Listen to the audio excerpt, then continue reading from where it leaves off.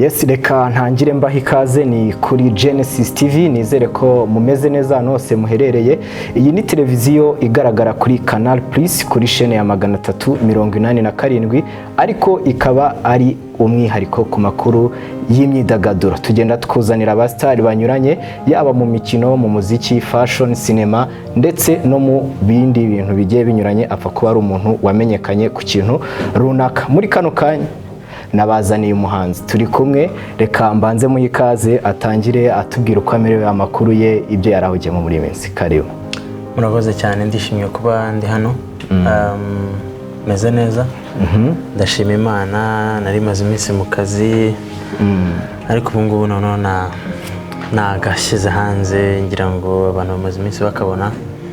N'ibindi byinshi biraje, rero urumva nari meze neza, ndashima Imana. Ya, umeze neza.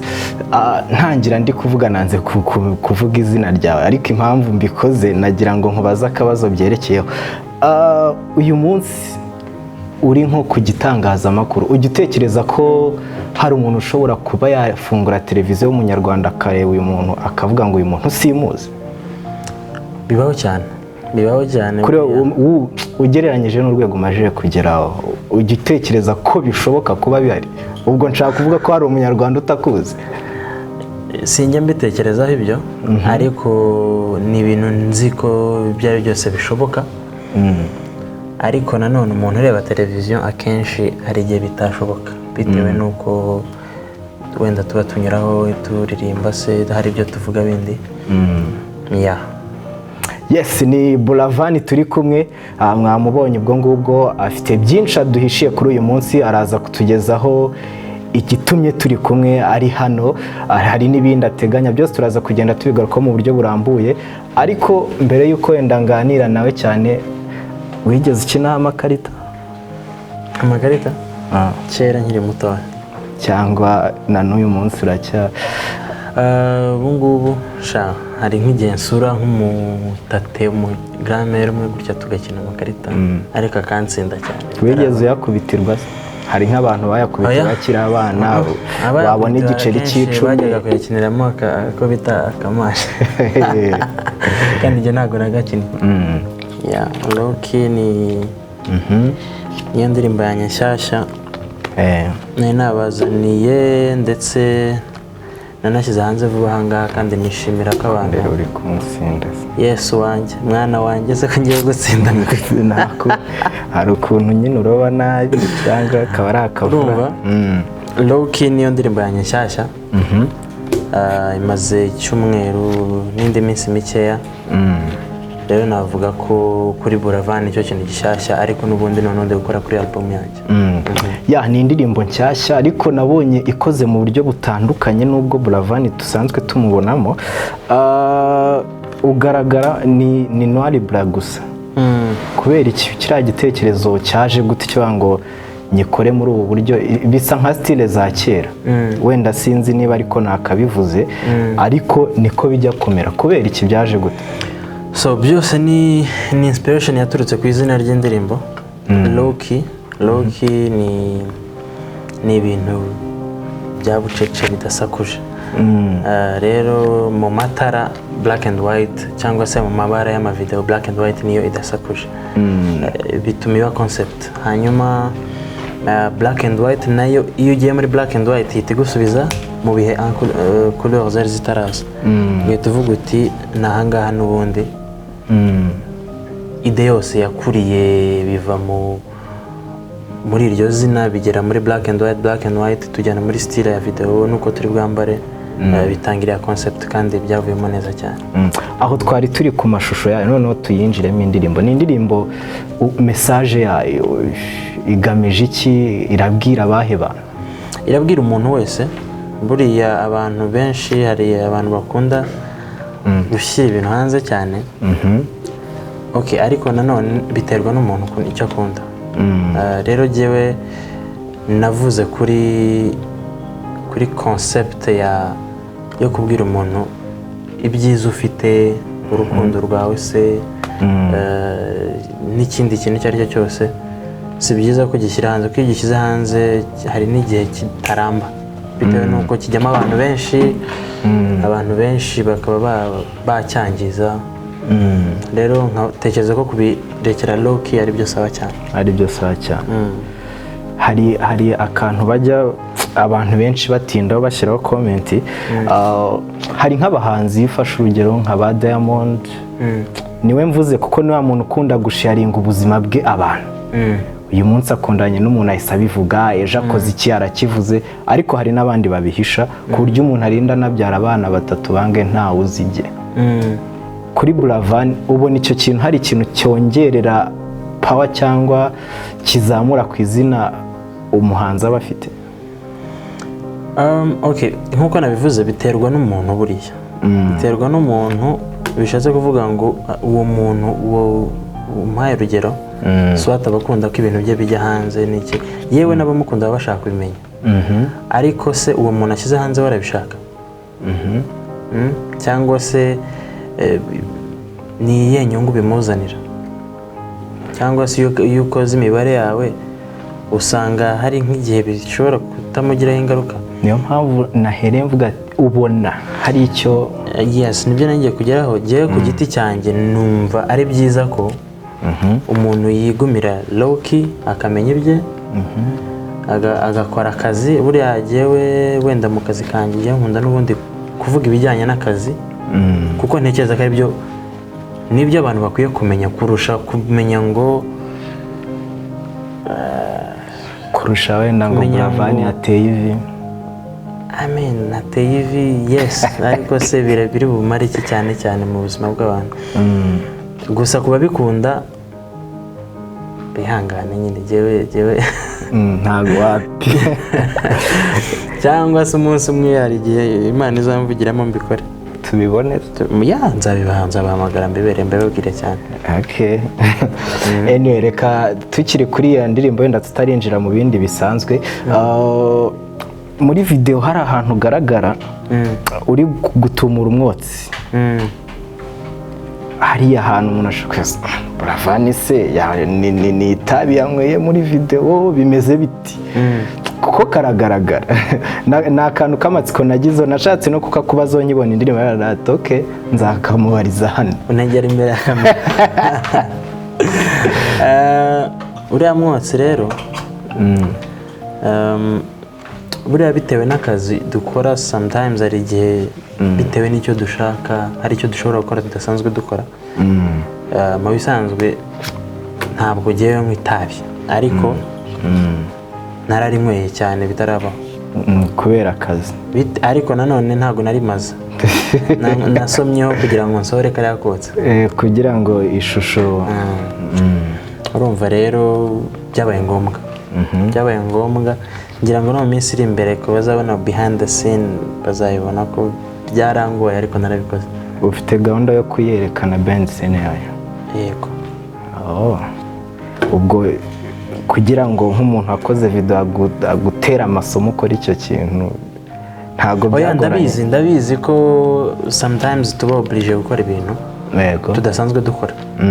Rero ndabizi umwotsi se cyangwa se imyotsi yari inyuma, effect twashakaga nuko nyine yari imeze. Kandi nkuko nabikubwiye muri iyo myaka buriya nibwo abanywa itabi uzababaze nibwo bundi byari biri cool, byari ibintu byabo muri kiriya gihe. Rero navuga nti bitewe n'impamvu narabikoze. Birumvikana ni akazi kandi wa mugani ikintu kigutunze ntacyo utakora. Reka tugaruke, uheruka ku launching album muri 2018, tugeze muri 2020. Uduhishiye iki? Iya kabiri igeze he se? Tubwireho. Sasa mbahishiye ibintu byiza, kuko n'ubundi iyo myaka 2 ishize narinde gukora kuri album yanjye ya kabiri. Navuga ko nyigeze kure. Bigenze neza uyu mwaka warangira nayirangiye, ku buryo umwaka utaha twakongera tukarya show. Ubwo abantu baye bayabika hafi. turi mu bihe bibi, korona yaraturaye, navuga ko yaciye ibintu. Hari ibyo abantu bize, hari ibyo bahombye. Turahera ku gihombo imaze kugutera wowe. Wahombye iki? Twahombye byinshi nkanjye ku giti cyanjye nk'umu artiste nari mfite ibitaramo mu Rwanda no hanze yarwo. Ibyari bihari biri confirmed byahagaze byari 3. Hehe na he? Hari ibyo nari mfite kugaruka mu Rwanda nkakora igitaramo kimwe mu kwa gatatu sinibuka neza, hanyuma nkahita nsubirayo mu kwa gatanu mu Burayi nari mpafite ibitaramo 2 mu bihugu bya hariya. Hanyuma ibyo byose byarahagaze. Guteranyaho rero n'ibindi byose biba bikiri muri negotiation bitaraba confirmed. Numva mu bitaramo nicyo kintu kinini twahombye. Naho isomo, hari ibintu wize bitewe n'ubuzima wari ubayeho mbere? Isomo naryo navuga nuko dukwiye guhora nyine twiteguye, kuko nk'iki kintu cyatunguye abantu benshi. Ni nko kujya mu ijuru, nabonye ari kureba ukuntu bizagenda. Usibye ko ijuru ryo wenda ryo turaryiteguye, ni ukuriharanira. Turi tayari, tuzagenda. Ubu kano kanya birangiriye turaje nona. Ubu bakaba buri wese yijaji. Amakarita twayasiga hano tukigenda. Okay. Niho ugiye kuroba nari nk'ibyo. Urukumva? Rero navuga nti ni ukujya duhora twiteguye, ntituze ejo uko bizaba bimeze ibyo dukora uyu munsi, ariko nanone ntibitwibagize kubaho the present, kuko niyo ikonta cyane. Ariko tunamenye ko ese mu kazi kacu ni gute dushobora guhindura bibaye ngombwa ko duhindura. Ariko nanone kuko tutaba tuzi igihe bizazira, ntawamenya, ariko tukamenya ko anytime bishobora guhinduka. Uko kubimenya gusa bigufasha kwiadapta iyo bije. Waravuze ko hari ibitaramo by'i Burayi wahombye. Ibyo bitaramo niwe wari wabyiteguriye cyangwa bifite aho bihurira na bimwe wemerewe? Oya, jewe prix de couverte tour yayo yari yarangiye. Nakoze ibihugu byanjye 16 ndasoza. Rero byari byararangiye, ariko n'ubundi ibyo byose yabiza bikurikiraho ari nka result y'ibyabanje. Bose ubu mumeranye gute? Muracyavugana? Hari support bakiguha cyangwa byararangiye n'umwaka wawe? Ndi part of ligne y'abagiye bayitsindira, so nta cyabihindura. Urumva? Rero mba ndimo cyane, tuba tuganira, tuba tureba evolution, kuko njyewe nk'umu artiste iterambere ryanjye n'ubundi ni ikintu cyiza kuri bo. Uri mu bahanzi dufite, nubwo rimwe byigeze kuba wowe ukanyerera ukava muri lebo ukongera ukagaruka, nshaka umbwire lebo ku muhanzi n'umuhanzi wimenya ku giti cye buri kimwe cyose ari gutya, mpaka diferanse kari hagati y'ibyo bintu bibiri. Ubwo urambwira icyo nyine cyiza cya buri kimwe n'ikibi. Buriya icyambere ku muhanzi ni ukwimenya wowe nk'umuhanzi, ariko akamenya ko wowe wenyine adahagije. Ibyo rero iyo yimenye akamenya n'agaciro ke, bimufasha kuba naba no muri iyo lebo atazagendera cyane ku byo bashaka ko akora, kuko umuhanzi biba byiza iyo we azi icyo ashaka. Rero ari nayo mpamvu bita bingarura ku cyo wari uvuze. Buriya jyewe ntandukana n'abo twakoranaga, si uko nari nyereye cyangwa iki. Hari bimwe na bimwe tutari twumvikanye, hanyuma professionally akazi karahagarara, imikoranire. Nyuma y'igihe runaka turongera turasubirana bitewe n'uko twaganiriye tukumvikana ku byo dushaka. Turongera turasubirana. Rero icyo navuga ni uko ni byiza ko umuhanzi agira ekipe y'abantu bamufasha gukora ibyo asanzwe akora, noneho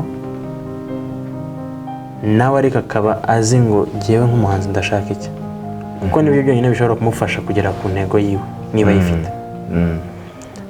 rero ubwo niba hari abo tugira inama b'abahanzi twababwira ati menya kwanza intumbero yawe, hanyuma nihagira n'undi muntu uza mu kazi kawe aza ari ugufasha kugera kuri bimwe ushaka. Yego, kurusha kukubwira icyo uri bukore. Yes, ashobora kuba bizobereyemo, ariko umurongo ukwiye kuba ari uwawe.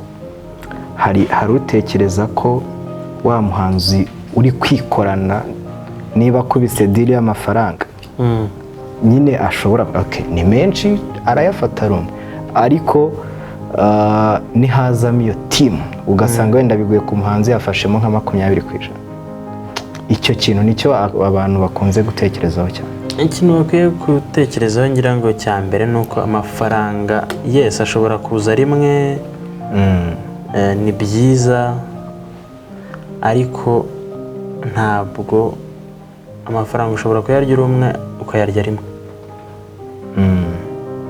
cyangwa se ukarya make make ukayarya inshuro nyinshi akazangana n'ayandi wari kuzarya uri umwe. Rero sinzi niba nabyita ubusambo cyangwa iki, ariko ntihakwiye kubaho ko gushaka kwigumanira ibintu cyane. Reka dukomeze n'ubundi still ni ku muziki, ni ku iterambere ryawe, ku bikorwa wagiye ugeraho. Watangiye umuziki ndakeka ni muri 2015, imyaka 5 irashize. Ni irihe somo ubwo urambwira isomo umajije gukuramo muri iyo myaka 5, umbwire n'ikintu ubona tukibura twagakwiye gukosora muri iyi industry nyarwanda kugira ngo irusheho gukomeza itera imbere? Nize ibintu byinshi, nize ibintu byinshi cyane ku buryo no muri uko kwiga ni nako industry yose muri rusange yagiye ikura.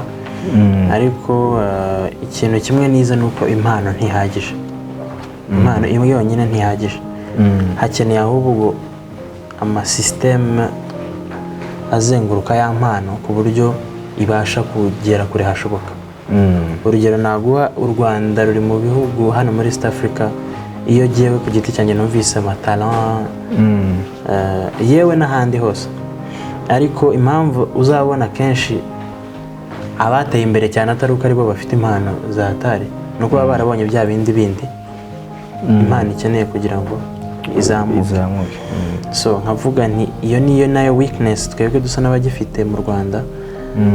Amatana arahari ibiki, ariko hari urwego rwo gukundaho umuziki wacu tutarageraho, hari urwego rwo gusapotingamo ayo matana yacu tutarageraho, hari urwego rw'ama-management atarabasha kuba yakora ibintu nyine bishobora guhaterura umuhanzi bikamugeza kure cyane.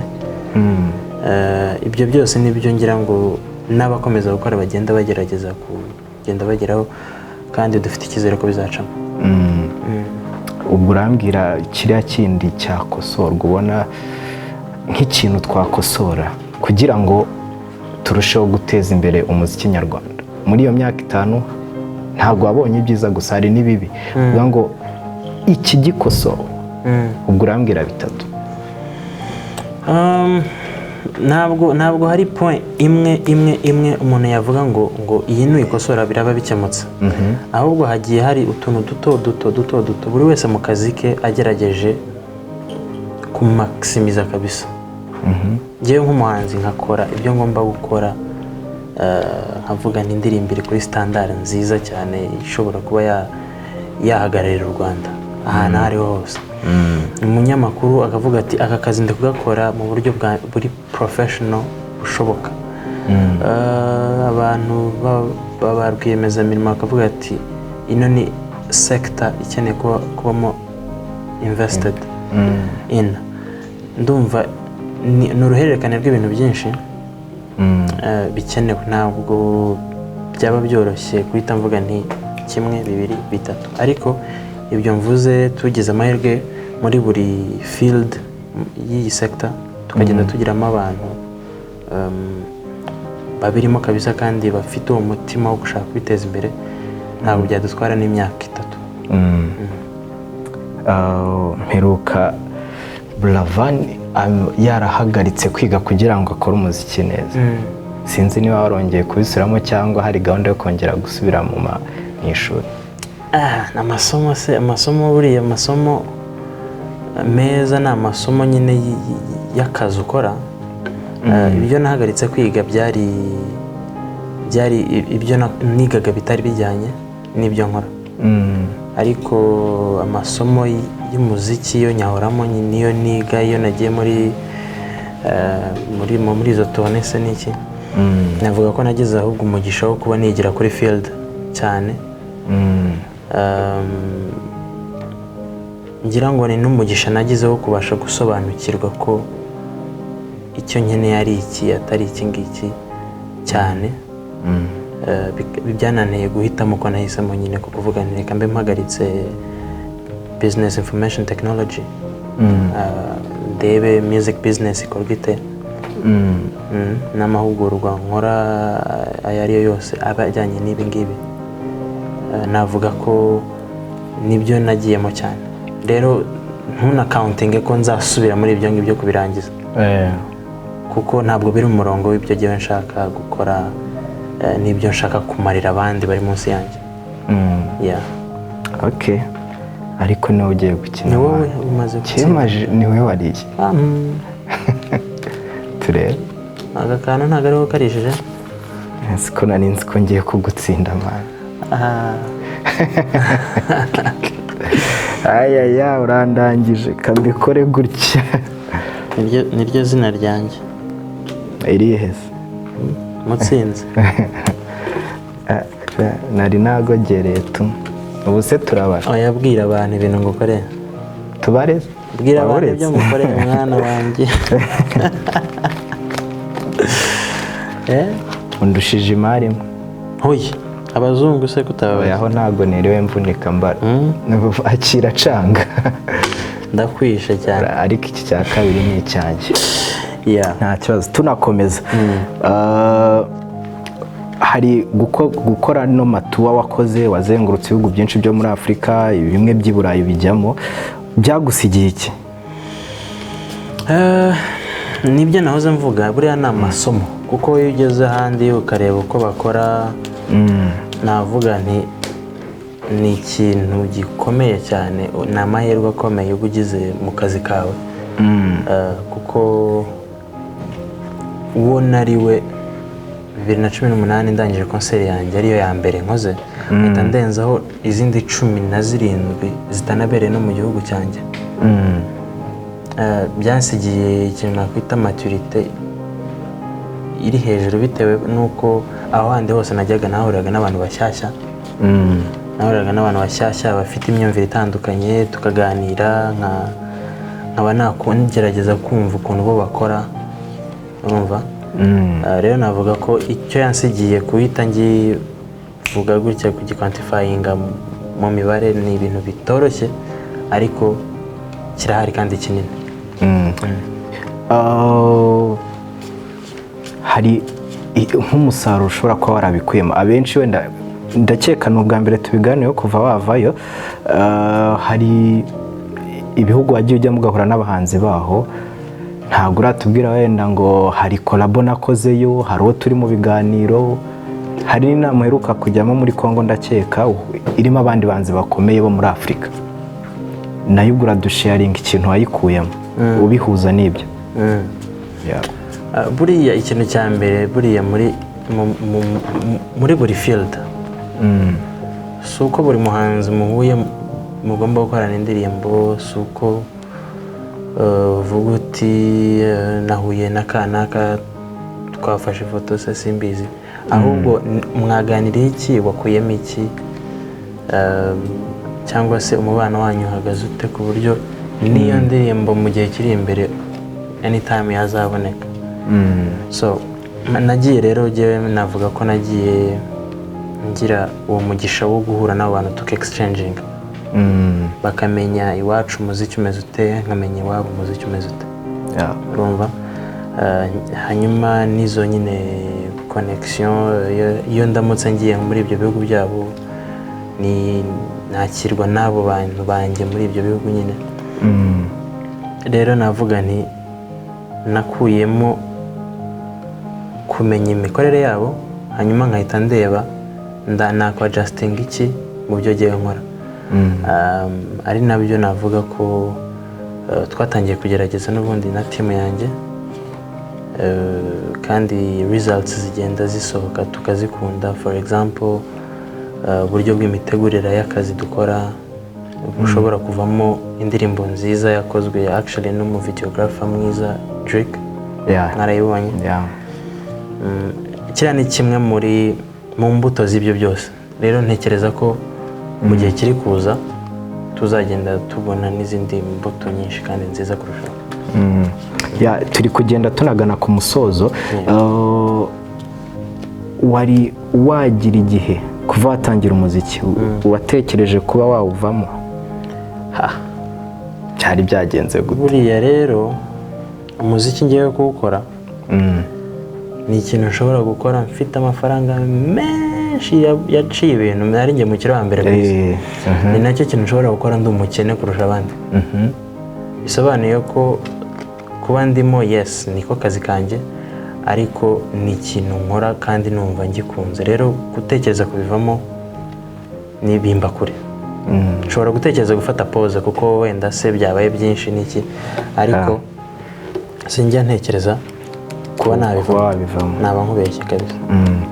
Reka dusoze. Hari icyo wenda tutavuzeho, hari message ufite, hari icyo ukeneye kubwira abanyarwanda, hari icyo ugomba kubasaba mu rwego rwo gukomeza kugushyigikira mu bikorwa byawe. Akanya n'akawe ugira ikintu babwira. So icyambere navuga ko mfite ishimwe ku mutima. Ndashima cyane abantu bose bashyigikira umuziki wanjye, ibikorwa byanjye.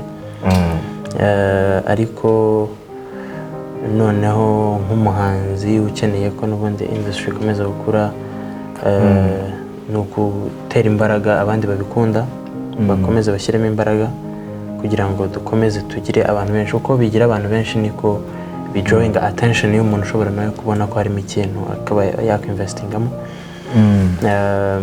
So nababwira ni courage, bakomeze bagire umwete, bakunde n'ibyo bintu, babikore cyane kubw'urukundo rwabyo. Ibindi byose biza bibisanga kubera icyo gusa. Ndumva ari icyo navuga. Hanyuma abandi bakurikirana umuziki bawusapotinge, buri wese mu buryo bwe uko ashoboye. Navuga nti nicyo ngicyo gihe kindi ku mutima. Hanyuma ubundi dukomeze turwane kugeza igihe tuzashobora kuwushyira ku rwego rw'igihugu muri rusange, kuko igihugu nacyo dushima intambwe kigenda gitera umunsi ku wundi. Reka nshimira abantu bose twabanye kubw'umwanya baduhaye bagakurikira ikiganiro cyacu hamwe na Yvan Buravan. Imana ikomeze ibane namwe. Icyo nabasabira ni umugisha. Njye mwavuga wabagezagaho ikiganiro akaba ari Bona kuko murakoze cyane.